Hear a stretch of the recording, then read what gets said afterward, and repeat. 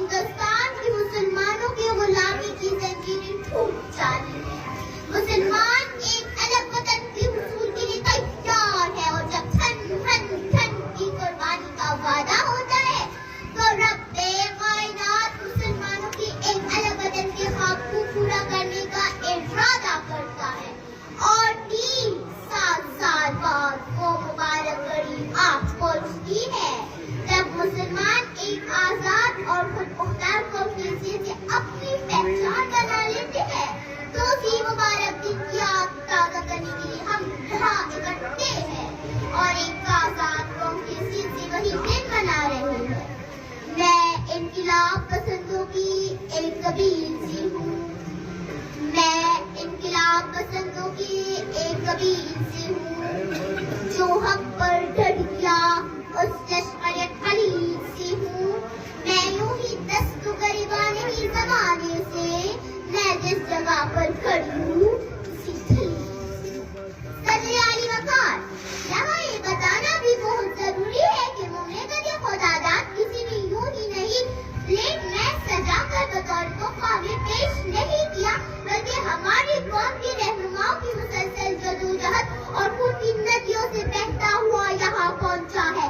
اس وطن کے حصول کے لاتعداد شہیدوں کا لہو کمایا. ماں نے اپنے بچوں کو قربان کر ڈالا. بے بس ان کے گھروں میں بند کر کے زندہ جلا دیا گیا. پاک دامنوں نے منہ اور نہروں میں ڈوب کر پاکستان کی قیمت ادا کر دی. حتیٰ کہ شیرخواروں نے بھی دشمن کی ہتھیاروں میں سچ کر اس گلشن کی آگ یاری تھی. تب کہیں جا کر جناب والا تب کہیں جا کر اس وطن کی مٹی سونا اگلنے لگی. یہاں کی ہوائیں تنکوں سے لبریز ہو گئی. یہاں کی طرف پھول چھٹیاں چھڑنے آنے لگی. یہاں کی دریا مترجم جیتوں کے قابل ہوئے. یہاں کا فلک متبسم ہوا. یہاں کا سورج زوبشاں ہوا اور یہاں کی موسم پھول کانٹوں سے لپٹے رہے چمن کے لیے. پھول کانٹوں سے لپٹے رہے چمن کے لیے. کیا کچھ نظر نہ کیا ہم نے اس وطن میں. صدر وقار. ہمارے بڑوں نے ہر طرح کی قربانی دے کر اس وطن کو حاصل کیا.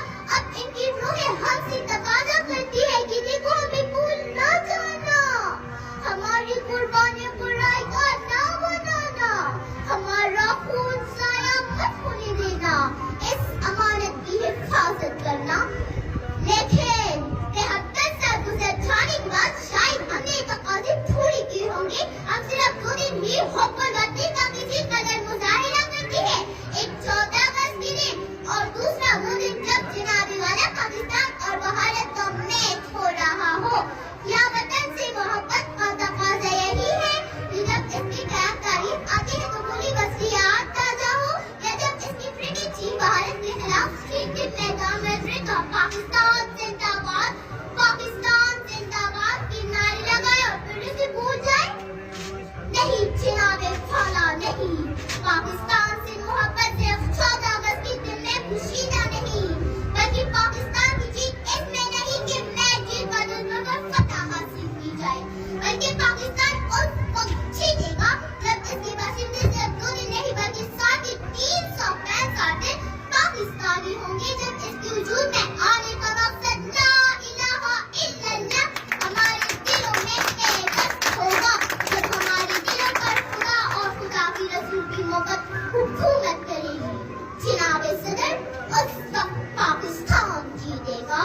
وہ ہوگی پاکستان کی اصل جیت. میں اپنی تقریر ان الفاظ پر ختم کرنا چاہوں گی.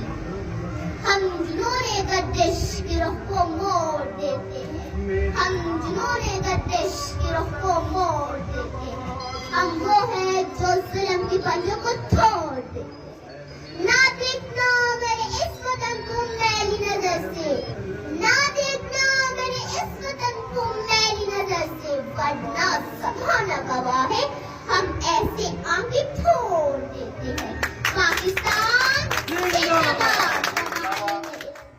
گورنرز ماڈل اسکول کی بچی جس نے ایک بڑی خوبصورت اور ولولہ انگیز تقریر کی ہے اور